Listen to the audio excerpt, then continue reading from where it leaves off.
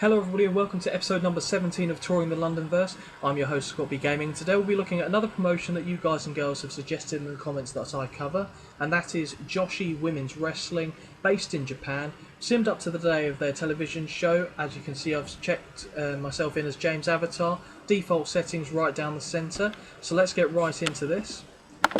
Now, for anyone who's not familiar with the Londonverse, this is a promotion that I previously covered in my Twitch TV streams from back in 2013. However, as we know, that all that data that I filmed got deleted, and I'm starting again afresh on YouTube. So I'm going to cover it with a fresh pair of eyes, so you guys and girls can let me know what you think. So here we see the main hub of the promotion. I'm in charge of it. I'm running as the booker and the owner of the company. We're at cult size with the 14th largest in the Londonverse starting data. Just over $5 million in the bank. Prestige at D, momentum D plush. Plush? D plush. Very nice. It's so nice it's plush. D plus. The next show is JOSHI Catching the Wave, which is going to be tonight. And that's a weekly TV show. We also have a monthly pay-per-view. So, as I said with Desire Pro Wrestling, there are other Japanese companies that don't run the touring schedule. JOSHI is a prime example of one of those. So let's have a look at the roster, see who we have to be working with, and it's a pretty good roster. We start with a character that I like, and that's Aiko Kato. Japanese JOSHI wrestler, got the militant gimmick going with, well, yeah, Armed Forces gimmick, I was writing that. I was going to say her attire always seems to be on the militant side, but it is actually an Armed Forces gimmick. Lower mid-carder, 32 years of age. In-ring wise, I've taken the Fog of War off actually, that's another thing I probably should have stated. So it gives you a bit more in-depth look at all the characters as opposed to just snippet overviews because of the Fog of War being turned on. So as you can see from the stats on the right hand side, she's pretty decent at chain wrestling and mat wrestling and okay at brawling, and her basics and psychology are pretty good. Very much an all-rounder who can do a bit of everything. She's not fantastic in any one area, but that's not a problem. And I think lower mid-carder is something that I would look to be elevating her from sooner rather than later. I think she has the talent to do so, and she's also rocking the Puroresu style, which is fantastic. Move on now to Amy Lee, one half of the tag team known as the American Roses. I think she was she did quite well on the US independent scene with her tag team partner before coming to the Orient. Cruiserweight competitor, very small, mid-card face, girl next door. Almost like butter wouldn't melt in her mouth, but I think that she'd play quite a good bitch as well. Just something about her tells me that she would. Stats-wise, she's possibly, you could argue, a step down from the lower mid-carder Aiko Kato, who we just saw. But then again, I wouldn't be too worried about pushing her as a singles competitor in any point coming up. I think I would keep her in the tag team division, as she seems to be doing a fairly good job there. Move on now to Cassidy Ryan, fantastic grappler from Omaha, Nebraska, and her technical skills would back that up. She's the most talented in that area that we've covered so far in this company. Also got the girl next door gimmick, and I think she actually had a trial at one point from WCW, which is interesting because she would fit into WCW like a hand in a glove. It'd be a perfect match. But she's a mid-carder here in JOSHI, probably someone that WCW would look to take back to Canada if possible, but JOSHI are almost on a par. In fact, you could argue that they definitely are on equal footing with WCW, so it might be a tug of war.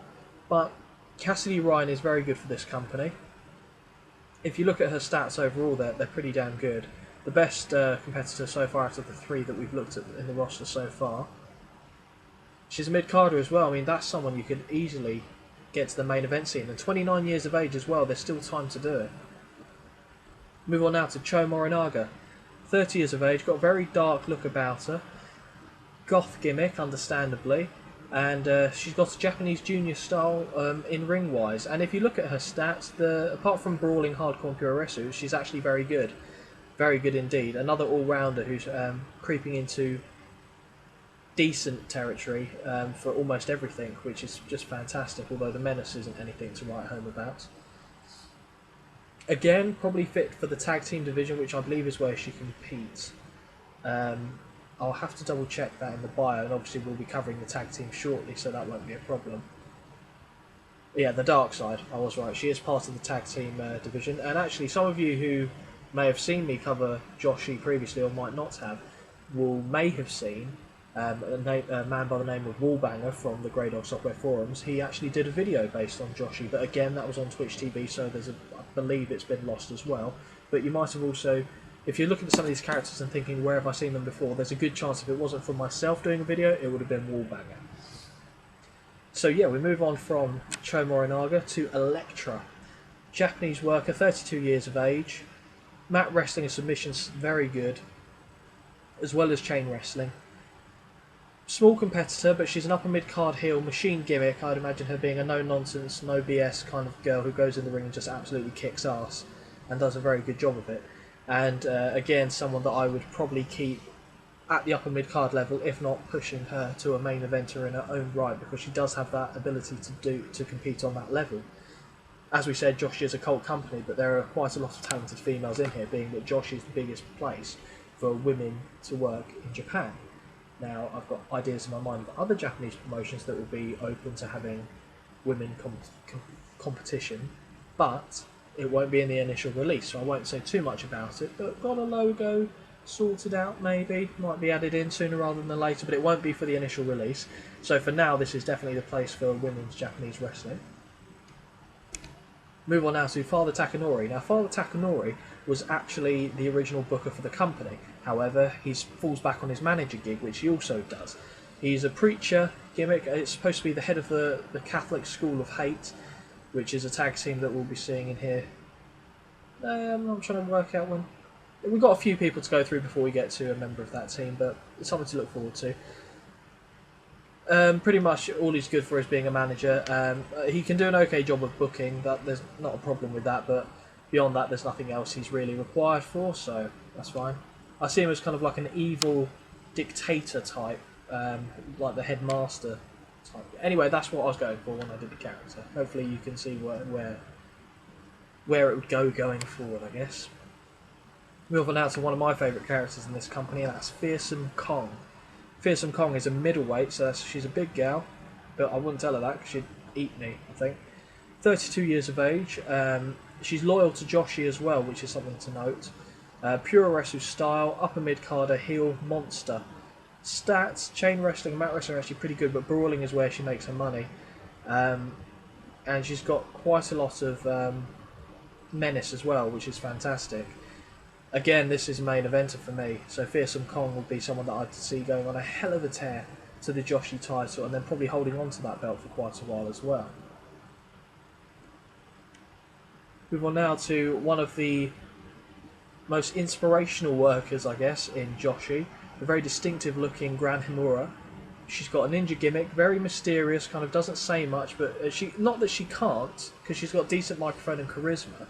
She is the main eventer as well as being the Joshi Queen of the Ring champion, which is the main title of the promotion.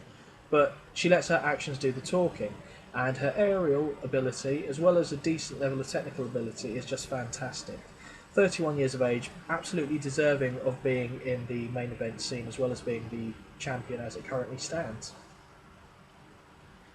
Move on now to Hana Otome. I believe this was one of the workers. Could be one of the workers that was actually added in as part of the competition that I ran for Joshi.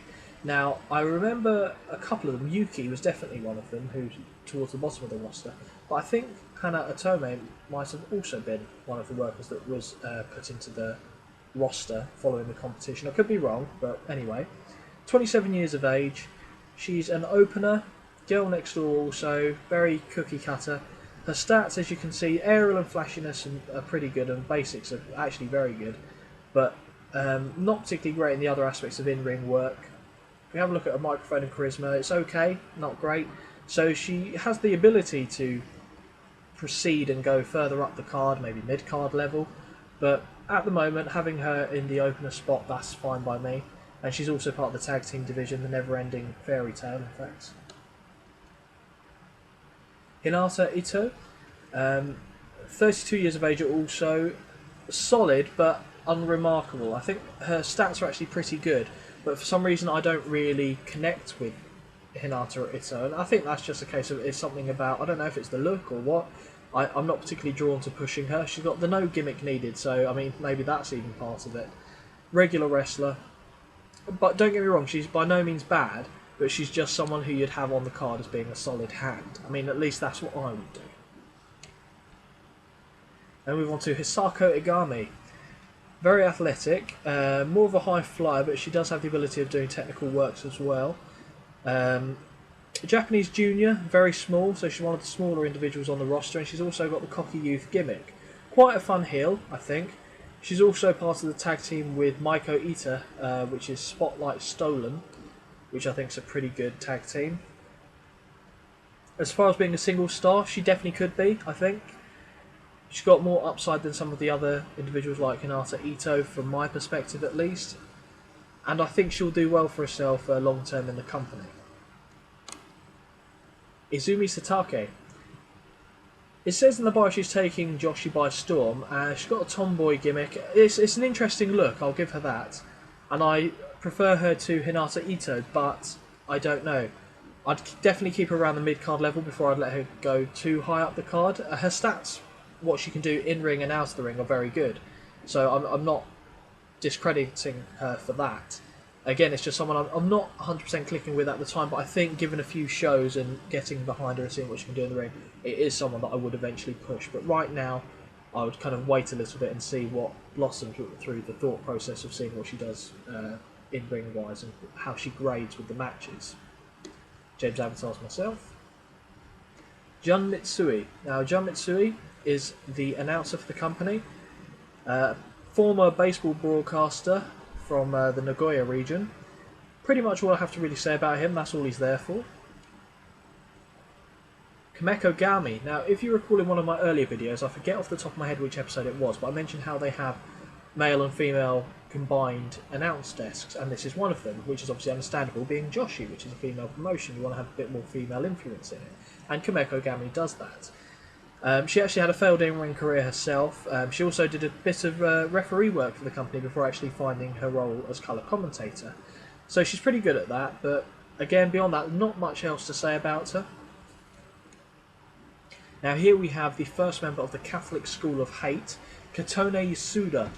Now, she's got the gimmick of evildoer, but it's more a case of being subservient to Father Takanori in terms of being manipulated mentally, I think is the best way of putting it.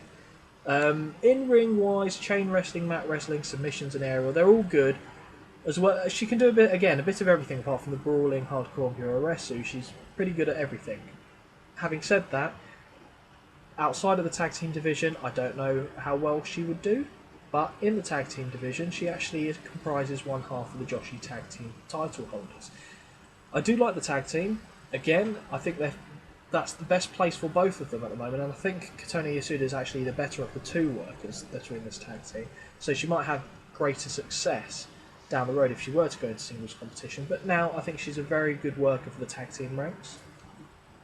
Now the legendary Katsumi Mori, legendary Joshi worker, and considered by many to be the queen of Japanese wrestling.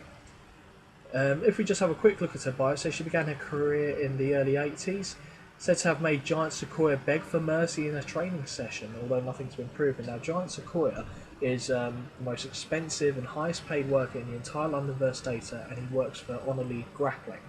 He's got very much a godlike aura about him. Now, she plays a road agent for this company, and she's also got a legend gimmick, because why not, let's be honest. Kimi Hiraga. I do like Kimi Hiraga. Submission specialist, dubbed the Bone Breaker. She's a mid-card worker, heel, machine. I think she's someone that I would definitely look to get up to the main event scene. I think she has everything. What's it they'd say in baseball? 5-tool player? I think that's what they'd say, and she's the wrestling equivalent of that. She's pretty good at everything, and someone that I'm probably going to have go over on the show that we book. Moving on now to Kamiko, the ever-smiling Japanese firecracker. Upper mid-carder, face, fan zone, happy-go-lucky, and she is very good in the ring as well. The stats for the Joshi workers are great. It's really a company that I could see myself sinking my teeth into in a long-term game. And who knows, down the road, when it comes to, after this series has concluded for YouTube with me covering all the promotions and what have you, I might go into doing a diary for you guys and doing it in the form of YouTube. So I'll talk you through exactly what I see happening. And JOSHI is potentially one of the companies that I could do that for. Now again, nothing set in stone, but it's an idea. I'm shooting it out there for you. Let me know what you think. Move on now to Maiko Ita. Fiery, no-nonsense ass kicker, enhancement talent, the lowest rung of the ladder, but her stats are actually very good. I could see her doing quite well for herself in the singles division, probably in the next couple of years. So we'd look to get her up to mid-card status before anything. Hopefully she does continue to improve. 26 years of age, so there's time to do that. And again, just a very interesting worker to have on here. She previously, well, she's got a background in kickboxing and jiu-jitsu, so she could probably actually shoot on someone if she had to. And I like her. I do like her for the company. So before we move on to the next one, it just shows that even with the JOSHI roster, the people that are low down on the card, whereas you've seen me talk about other companies like CPW come to mind, I look at some of their younger workers and think, I don't really know what I'm going to do with them long term. JOSHI, I think they're all so unique and fill a niche that they can all pretty much succeed if you wanted to.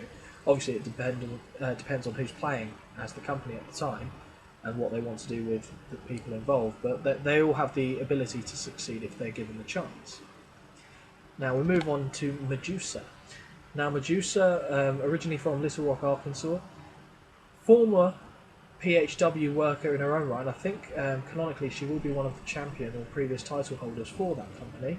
Got called up to JOSHI, cruiserweight competitor, so you can see that she's slightly better adept at doing hardcore than some of the other workers here, which is probably the American influence kicking in. Mat wrestling and chain wrestling is okay. She's a lower mid-carder. Statistically speaking, looking at her ratings, probably about right for where she could be. I mean, look-wise, she could go as far as she wanted. She could be a main eventer, but in-ring-wise, she still has a bit of a distance to go. Fortunately, with the level of competition she'll be working with, she could well be able to go all the way to main event, if not title holder, in the company. But now, lower mid-card's about where I'd see her. Megumi Yamamoto, a living legend in Japanese women's wrestling.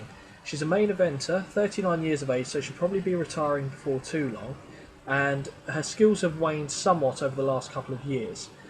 Now, she gets by on name alone, although she does not to say that she's terrible in the ring, because she's not, but her name alone is enough to keep her relevant in JOSHI. Now, it even says here, I mean, if you look at the bio, she's almost guaranteed a spot as a road agent when she retires. And I think that's fair enough. I think in this company I'd keep her around as a road agent, sure.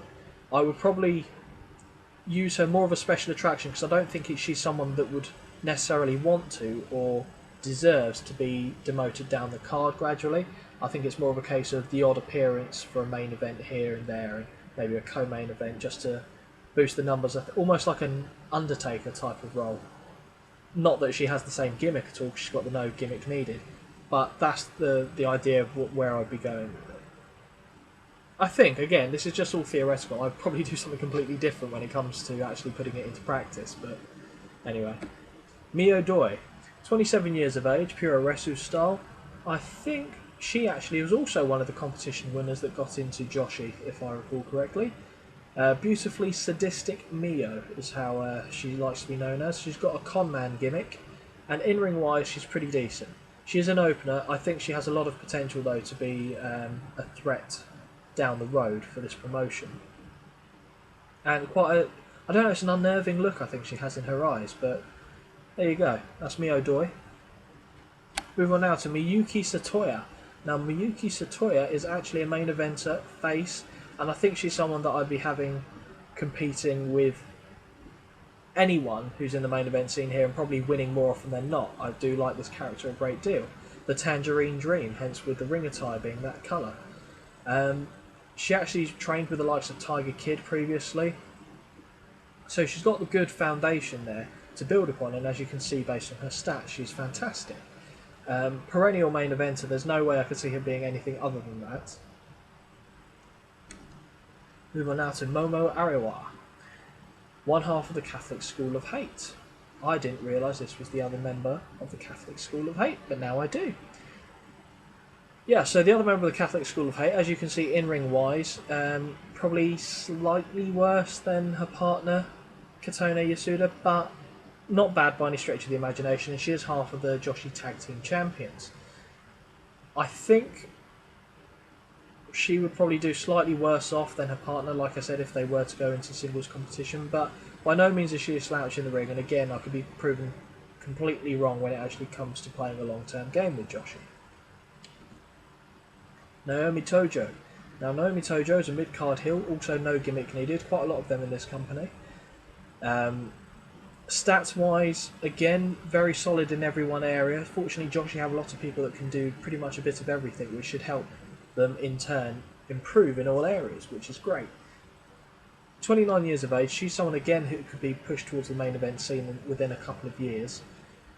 I think at the moment she'd be one to keep an eye on for the future, because I wouldn't have any immediate plans for her, but I think going on that she would become a big part of where I plan on going long term.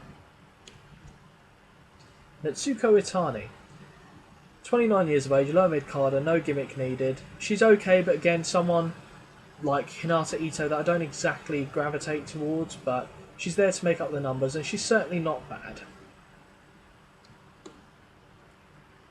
Again, one of my favourite characters in this company, Princess Asami, with a crown and all.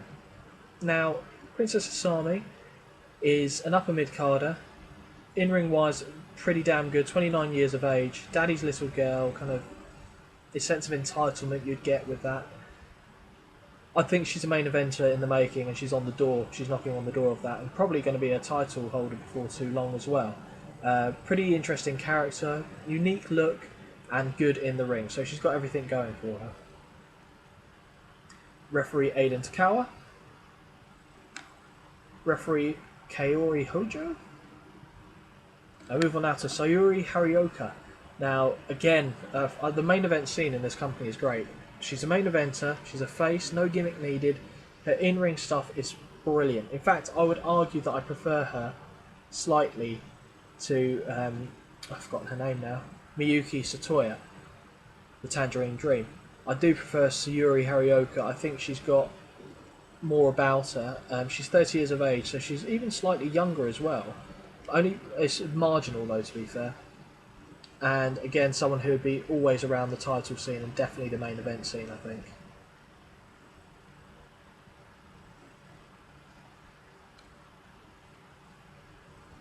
Look at that. The mysterious Sensu. Now Sensu, upper mid-carder, machine, got her own little mask going there. It's quite unique, quite intimidating. She's one of the older workers on the roster, if not the oldest beyond Megumi Yamamoto. And she's very good. I think maybe if this was 6 years ago for her, age-wise, I would be looking at getting her quite a decent title reign as well. But I think I'd have her round about that area with the upper mid card. I think status is probably why. But maybe, I don't know. I wouldn't invest as much in her long term because of the age, and that's unfortunate, really. But I'm being honest with you. And I wouldn't even, to be fair, again, I wouldn't rule out doing something like giving her the title, but I don't think it'd be a lengthy run. But she is great, fantastic worker. Move on now to Shiori Obata.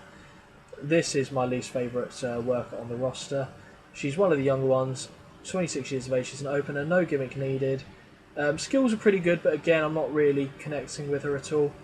Probably go and show me wrong now and be absolutely awesome for everyone's games when they play it, but yeah, she's not doing anything particularly for me. For now, she'll probably be around the opener, maybe at the highest lower mid-carder over the next year in game terms. Sora Hirase, main eventer, heel, badass, with flowers in their hair, but you don't mess with someone with flowers in their hair when they have a face like that, because they will break your face. Break your life, just destroy your soul and everything. She's very, very, very good. Very good. Has a good look. Having said that, in-ring wise, she's actually not quite as good as some of the other workers that we've seen, but she makes up in so much more with the look that she has and just the horrible determination in her face. Main eventer, it'd be really easy to keep her around the main event scene. I don't think there's any concerns about that, and again, one of the better characters in this promotion. Move on now to Takara Komagata. Now, Takara Komagata is the other half, I believe, of the dark side, with Cho Morinaga. 32 years of age. The Black Widow is probably lucky that she's in the tag team, because even though she's not terrible in the ring, it's probably not someone I'd have much in store for as a singles competitor. As a tag team worker, very good. And to be fair, as a singles competitor, it's not bad. It's just she wouldn't get preferential treatment over some of the other people that we've just seen. Also got the goth gimmick, of course. Yuki. Now, if I'm right, Yuki actually walks around with a little turtle called Gimo. And she does. So she's mental. Enhancement talent, I think she's actually probably deserving to be higher up on the card. Probably get her to mid-carder before the year's out. And by year, I mean game year, not 2015. Yeah, but as it stands, she's an enhancement talent, so there's not too much to say about her. She hasn't had opportunity to do too much in Joshi as of yet, but again, I think there'll be big things in store for Yuki in the future. And we finish with Yumiko Hideki. Main eventer, legend, 33 years of age, flamboyant, got her own brand, it would appear, with what she's wearing. And it's just, in-ring wise, is superb. Again, another one of my favourites. The diversity of characters in this company is fantastic, it really is. There are very few people that I'm not interested in, booking going forward. And even those people, there's potential for them to actually do stuff. Now, there's a fantastic way to finish the Joshi roster, because if you look at her stats, she's great. B pluses, I mean, you've got a couple of A's in there.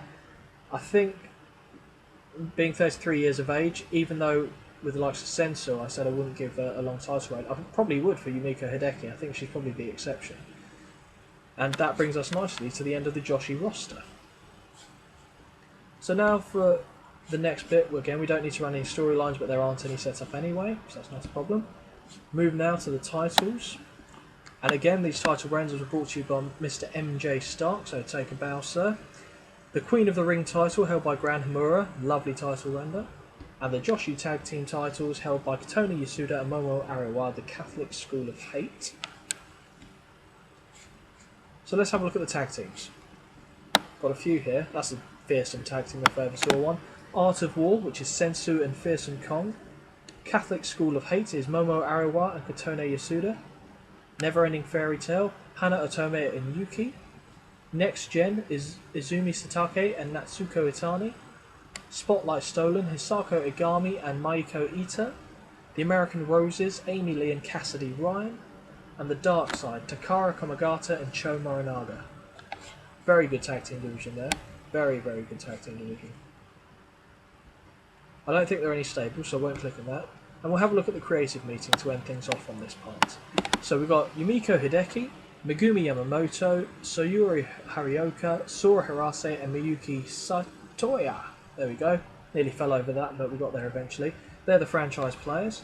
Now the next big things, we've got Yuki is the only next big thing there, but that's okay, we've got one. Hot prospects, we've got a lot. Yuki, Natsuko Itani, Katone Yasuda, Hisako Igami and Naomi Tojo. I'm pleased about the last ones, particularly. We will now have a look at Talk the Talk. We've got Yumiko Hideki, Princess Asami, Sensu, Kamiko, Miyuki, Satoya. Showstoppers, I think, is almost the same as the franchise players. Yumiko Hideki, Sensu, Sayuri Harioka, Gran Himura and Miyuki Satoya. Ring Generals, Megumi Yamamoto, Yumiko Hideki, Sensu, Sayuri Harioka and Gran Himura. Who's hot? No one. Who's not? Medusa, Naomi Tojo, Cassidy Ryan, Hisako Igami and Kimi Haraga. Time Decline? No one. So not even Yamamoto's on that list. That's great. And Hidden Gems. Again, this is being worked on behind the scenes, but you can see a couple of the people that are available to be brought in. So you've got Ultimate Kyosha, Rika Ashira, Sarah Thunder Bale, Red Phoenix and Cherry Blossom. It's just an example of what's there. And obviously, like I said, this is still being added to. But now, we can nicely segue into a match. CWE worker there, promotion we haven't yet covered, but that's Harvey Jackson. Okay, Gifu Arena in the Chubu region has been selected, that is fine. Okay, we can see that the backstage rating is 75%, which is pretty good. It's one of the better ones we've had recently. But we'll get right into booking a show. So how much do we have to book? An hour and a half. That's decent. I'm happy with that. 2 hours wouldn't have even been too much of a worry for me, if I'm being honest. So, right. I think we will set up a main event title match at an upcoming pay-per-view by having Gran Himura actually lose on TV. We would build her up some momentum before the pay-per-view, but I might have her for week 1 actually take a loss. Now, the person I will have her lose to will be Yumiko Hideki.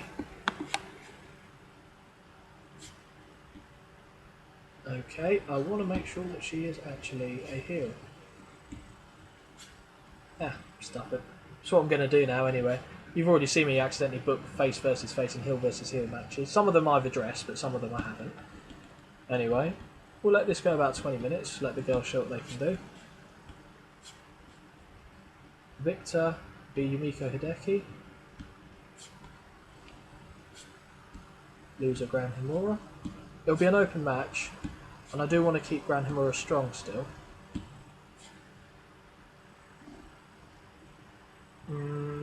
Yeah.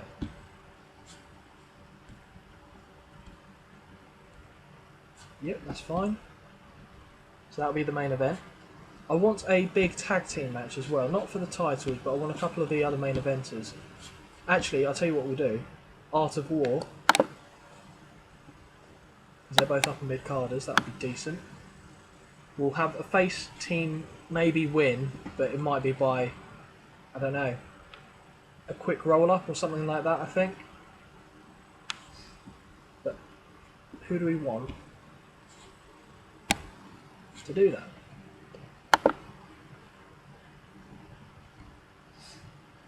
Miyuki Satoya and Sayuri Harioka. That'd be a decent team.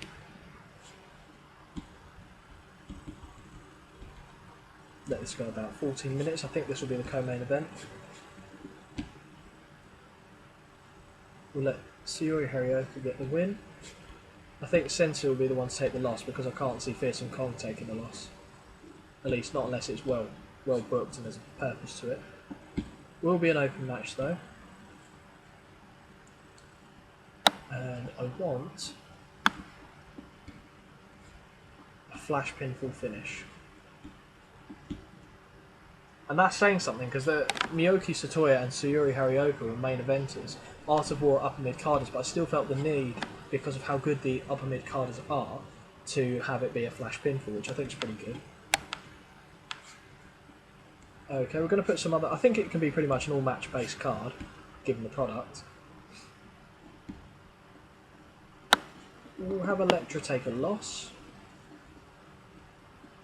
Princess Army's definitely going to get a win here.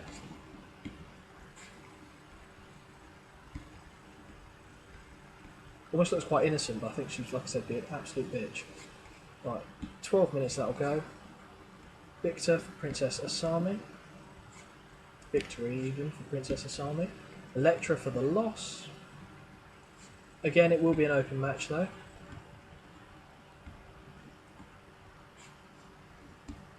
Okay. I think I'll have a multi-tag person encounter. Tag person. Multi-tag team match. We will have a look at the heels, or the teams, sorry, that are available. Catholic School of Hate, both are the champions, obviously, so we'll have them in a match. Next Gen will get in there. And either Spotlight Stolen or the American Roses. I think I'll go for Spotlight Stolen. And I'll have another tag team match earlier on. Again, this is just me putting as many of the people on the card as I can for you guys for this show. Let that go 10 minutes. I'll even let this will be quite an interesting one. I'll let the computer decide this, because I think realistically it'll go to the Catholic School of Hate, but it could be quite open as well. Yep, that's fine. I don't want the tag team titles on the line.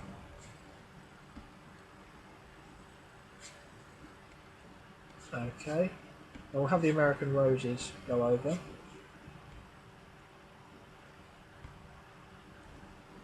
Against the Dark Side.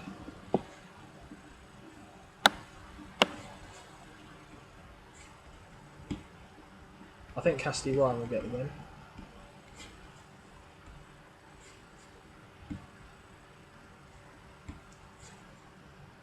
I think Cho's going to have to take the fall. Beyond that, I don't mind.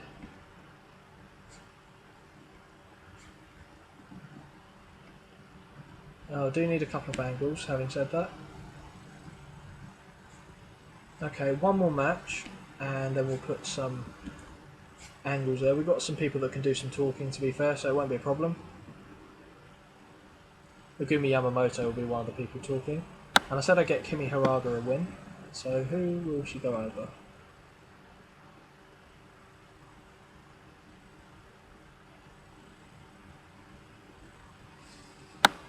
Even though I think Aiko Kato is probably the best one for her to go over.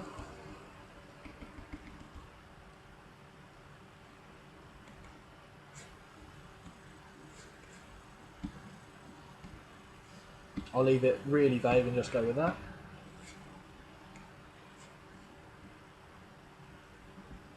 So I wonder if I think the 10 minutes of angles should be enough to flip the percentage for me, but we'll see what I need to do. Add an angle. It will be Megumi Yamamoto talking about how good she is.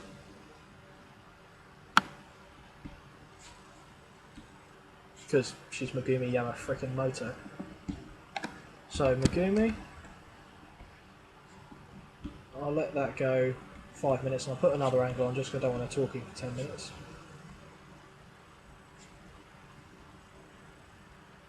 So I've got 4 minutes. That's fine, I'll do a 4 minute. To be fair, I could proceed like this, but yeah, I'll just put one more. So I'll have a quick 3-minute promo from Asami.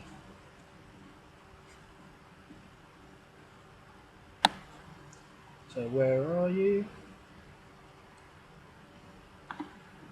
Again, she won't be talking about anyone in general, just a little hype routine for herself.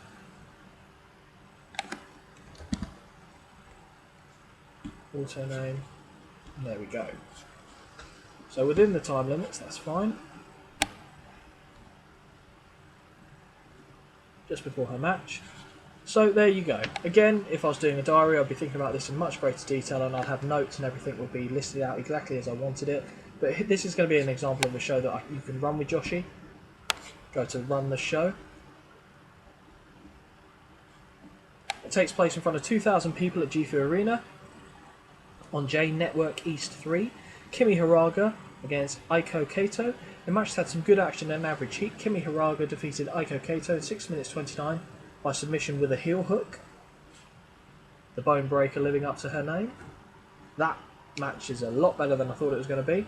And about that had a good crowd and good action. The American Roses defeated the Dark Side in 10 minutes 29, and Cassidy Ryan defeated Cho Morinaga by pinfall with the Call of Cassidy. Not Colin Cassidy, not SAWFT Cassidy, this is a different one. Megumi Yamamoto cuts a backstage promo, C-. Oh, I expected a bit more from you there, Megumi. In a match that had some good action and average heat, Catholic School of Hate defeated Next Gen and Spotlight Stolen in 10 minutes 20. The order of elimination was Spotlight Stolen first, then Next Gen. Okay, fair enough. Imagine Next Gen getting the win over Spotlight Stolen and Catholic School of Hate taking it from there. Princess Asami, C+ for a backstage promo, that's good. And her match is very good as well. And about that featured great action and a good crowd. Princess Asami defeated Elektra in 12 minutes 2 seconds by pinfall with the crown jewels. I was hoping for a bit more from this one. I was hoping that this would be the one that would be in the B area. And about that had great heat and great wrestling action. Miyuki Satoya and Sayuri Harioka defeated Art of War in 30 minutes 48 when Sayuri Harioka defeated Sensu by pinfall with a quick roll-up. There we go. And about that had great heat and great wrestling action. Yumiko Hideki defeated Gran Hamura in 90 minutes 46 seconds by pinfall with a Black Ice Breaker. Now that should have been a very decent show. B- overall, and it's increased our popularity in 8 regions. And JOSHI is one of my personal favourite companies to work with in the data, just because I think the roster from top to bottom is pretty damn good. They all carry their own weight. There's no one that you want to cut immediately.